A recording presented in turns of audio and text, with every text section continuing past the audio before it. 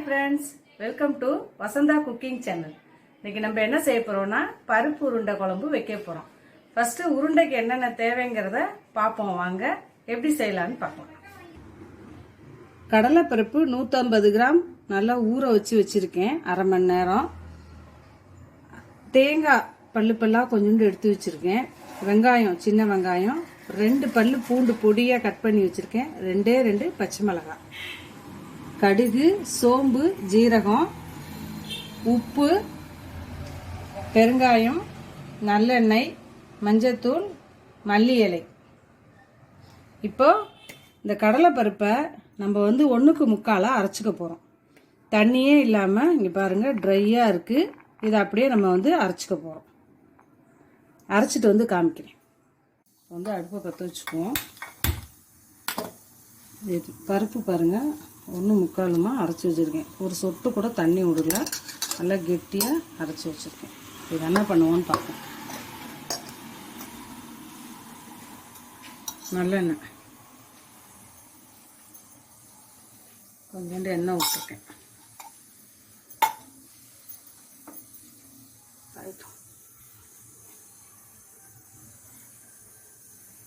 எண்ணெய் காயட்டும்.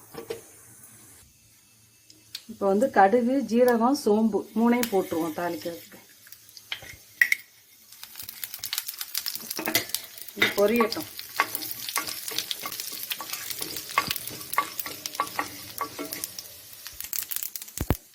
பச்சை மிளகாய், பொடியாக நறுக்கின பூண்டு,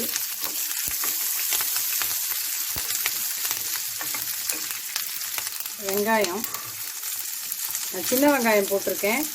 சின்ன வெங்காயம் போட்டிங்கன்னா நல்லா டேஸ்ட்டாக இருக்கும். கொஞ்சோண்டு பெருங்காயம் போடுறேன்.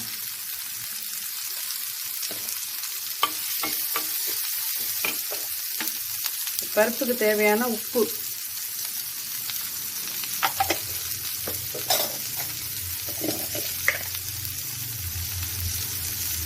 கொஞ்சமாக மஞ்சப்பொடி,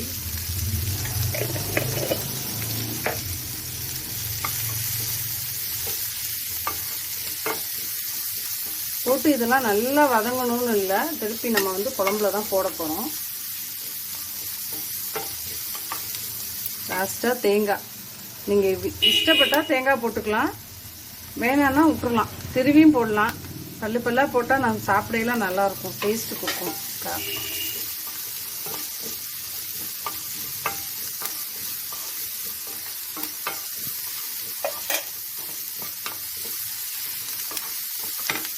இப்போ இந்த பருப்பு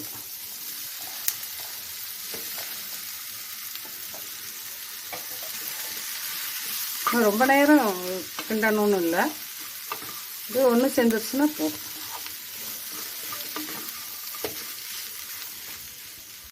சும்மா போட்டு லைட்டாக ஒரு கிண்டிட்டு சூட்டில் அடுப்பு ஆஃப் பண்ணிட்டேன். அதுக்கு மல்லி, கொத்தமல்லி,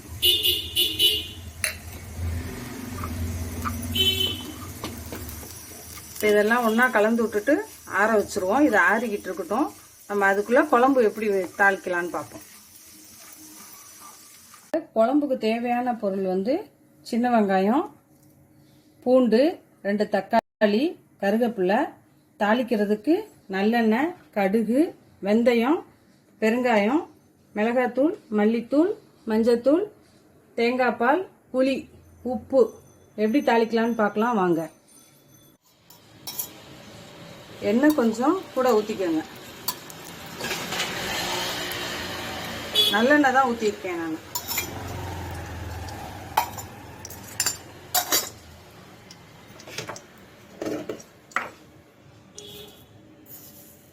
கடுகு 1 ஸ்பூன்,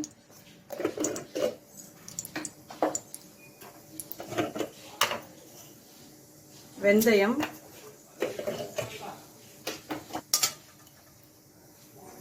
ஜீரகம் கொஞ்சம்,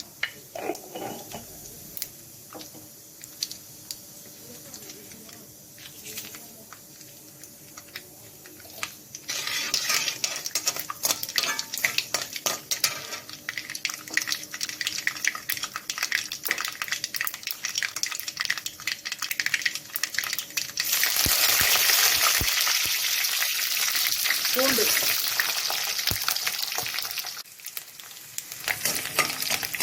நல்லா பூண்டு எண்ணெயிலே வேகணும்.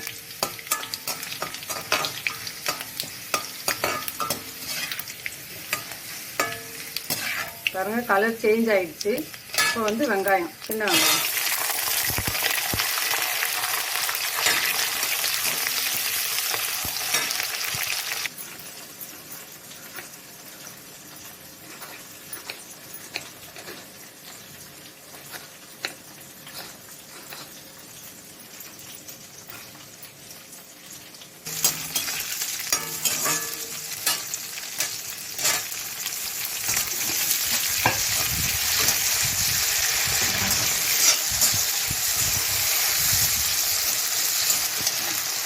தக்காளி போட்டிருக்கேன். தக்காளி நல்லா வணங்கட்டும். இதில் வந்து பெருங்காயம் போட்டுக்குவோம். நம்ம புளிக்குழம்பு கூட்டி வைக்கிற மாதிரி தான். புளிக்குழம்பு எப்படி வைப்போமோ அதே மாதிரி தான்.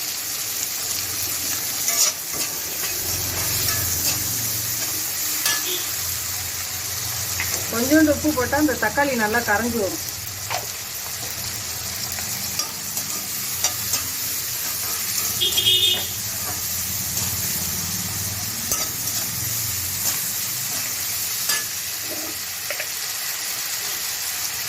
மஞ்சத்தூள் போட்டிருக்கேன். நல்லா கலந்து விட்டுருங்க.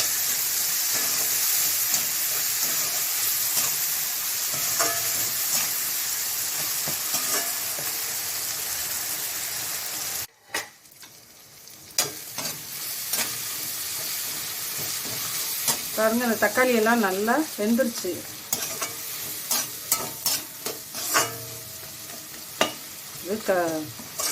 இப்போ வந்து இதில் வந்து மிளகாத்தூள் போட்டுருவோம். நம்ம இதில் வந்து நான் எல்லாம் போட்டு அரைச்சிருக்கேன். குழம்பு மிளகாத்தூள்,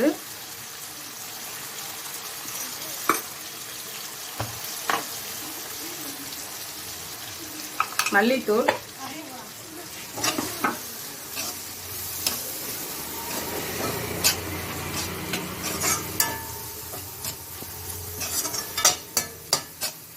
இதில் வந்து புளி ஊற்றிக்க போகிறோம்.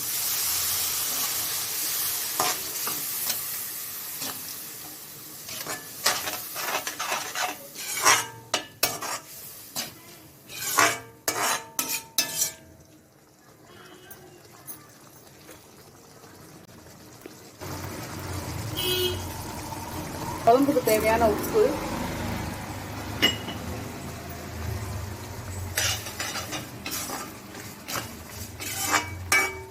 இது அப்படியே ஒரு 2 நிமிஷம் கொதிக்கட்டும். மூடி வச்சிடணும். ஓப்பன் பண்ணி பார்ப்போம்.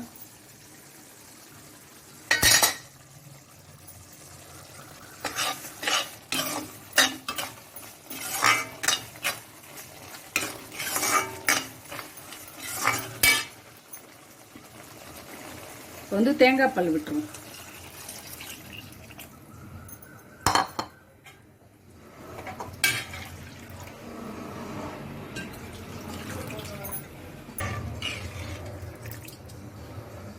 இது வந்து தண்ணியாக தான் இருக்கும் குழம்பு. நம்ம உருண்டை போட்டோம்னா அதுக்கப்புறம் திக்காக போயிடும். அதனால இப்போ நான் கொஞ்சம் தண்ணியாகவே குழம்பு கூட்டி வச்சுக்கிறேன். உப்பு காரம் பார்த்துக்கோங்க. இதை வந்து நம்ம வந்து உருண்டை பிடிச்சிக்க போகிறோம். ரொம்ப உருண்டையை அழுத்தி பிடிக்காதீங்க. கொஞ்சம் மேலோட்டமாக நமக்கு என்ன சைஸ் வேணுமோ அந்த சைஸுக்கு உருண்டை பிடிச்சிக்கோங்க. வெந்ததுன்னா கொஞ்சம் சைஸ் வந்து பெருசாகும். இங்கே பாருங்கள், இந்த மாதிரி பிடிச்சிக்கோங்க. நான் மீடியம் சைஸ் தான் பிடிக்கிறேன், குட்டி குட்டியாக பிடிக்கிறேன். நான் எல்லாம் பிடிச்சிட்டு உங்கள்கிட்ட காமிக்கிறேன். இப்போ வந்து உருண்டை பிடிச்சிருக்கோம். நான் 150 பருப்பு போட்டிருக்கேன். 150 பருப்புக்கு நான் பிடிச்ச உருண்டைக்கு ஒரு 16 உருண்டை வந்திருக்கு. சின்ன வெங்காயம் பூண்டு எல்லாம் போட்டு 16 உருண்டை வந்திருக்கு. இங்கே வந்து குழம்பு வந்து நல்லா கொதிச்சிருச்சு பாருங்க. இப்போ வந்து நம்ம வந்து உருண்டை போட்டுருவோம். அனல் வந்து கம்மி பண்ணிக்கணும். வேகமாக கொதிக்கையில் உருண்டை போடக்கூடாது, கரைஞ்சி போயிடும். அதனால அனலை கம்மி பண்ணிட்டு நம்ம இப்படி உருண்டையை இப்படி ஒன்று ஒன்றா எடுத்து போட்டுருவோம். உருண்டை குழம்பு வைக்கையில் இப்படி பாத்திரம் வந்து அகலமான பாத்திரமாக பார்த்து வைங்க. சும்மா கரண்டி போட்டு போட்டு கிண்டக்கூடாது.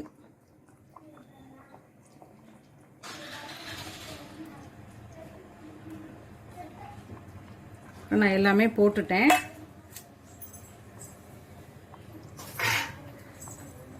பாருங்க, துணியை எடுத்து பிடிச்சி நம்ம நல்லா அப்படி ஒரு உலசி விட்டுட்டு அவ்வளோதான். இதை டிஸ்டர்ப் பண்ணக்கூடாது. ஒரு 5 நிமிஷம் 10 நிமிஷம் அப்படியே இருக்கட்டும். இதை மூடி வச்சுக்கணும். அப்புறமா நான் காமிக்கிறேன், 5 நிமிஷம் கழிச்சு காமிக்கிறேன். இப்போ நம்ம குழம்பு வந்து ரெடியாக இருக்கும்னு நினைக்கிறேன். பார்ப்போம்.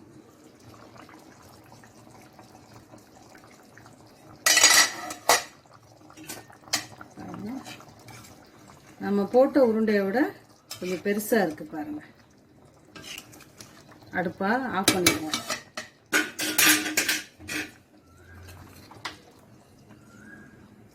கொத்தமல்லி